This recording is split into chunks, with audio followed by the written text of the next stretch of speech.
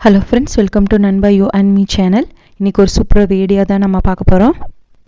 டெய்லியும் நீங்கள் நைட்டு சாப்பிட்ட பின்னாடி வாழைப்பழம் சாப்பிடுவது உங்களுக்கு பழக்கமாக இருந்துச்சு அப்படின்னா அது உடலுக்கு நல்லதா கெட்டதாங்கிறத ஃபஸ்ட்டு நீங்கள் புரிஞ்சுக்கோங்க. நம்மள சில பேர் நைட்டு சாப்பிட்டதுக்கப்புறமா வாழைப்பழம் சாப்பிட்றத வழக்கமாக வச்சுருப்பாங்க. அது பார்த்தீங்க அப்படின்னா உடலுக்கு நல்லதா கெட்டதா அப்படிங்கிறத நம்ம ஃபஸ்ட்டு தெரிஞ்சுக்கணும். நைட்டு சாப்பிட்ட பிறகு வாழைப்பழம் சாப்பிட்டா உணவு சீக்கிரமாக ஜீரணமாகும்னு சொல்லி நிறைய பேர் வாழைப்பழம் சாப்பிட்றது உண்டு. சிலர் எடையை அதிகரிக்கணும், உடல் எடையை அதிகரிக்கணும் அப்படிங்கிறதுக்காக வாழைப்பழம் சாப்பிடுவாங்க.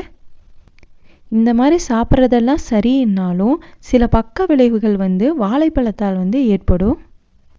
இந்த மாதிரி சாப்பிட்றது உடலுக்கு நல்லதில்லை. ஆனால் இரவு உணவுக்கு பிறகு, குறிப்பாக மழைக்காலத்தில் குளிர்காலத்தில் வாழைப்பழம் சாப்பிட்டோம் அப்படின்னா ஆரோக்கியத்துக்கு நல்லதில்லை.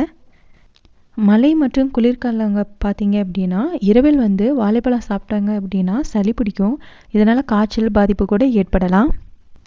சிலருக்கு நுரையீரல் பிரச்சனை, சுவாச பிரச்சனை கூட வர வாய்ப்பு இருக்குது.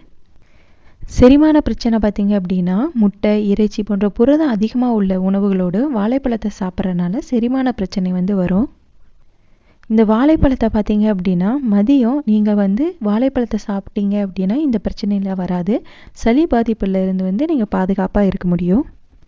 மாலை நேரங்களிலும் நீங்கள் வாழைப்பழத்தை சாப்பிட்லாம். ஏன் அப்படின்னா வாழைப்பழத்தில் நார்ச்சத்து அதிகமாக இருக்கங்காட்டி நீண்ட நேரம் வயிறு நிரம்பியது போல் இருக்கும். குழந்தைகளுக்கு ஸ்கூல் விட்டு வந்த பின்னாடி தாராளமாக வாழைப்பழம் சாப்பிட கொடுக்கலாம்.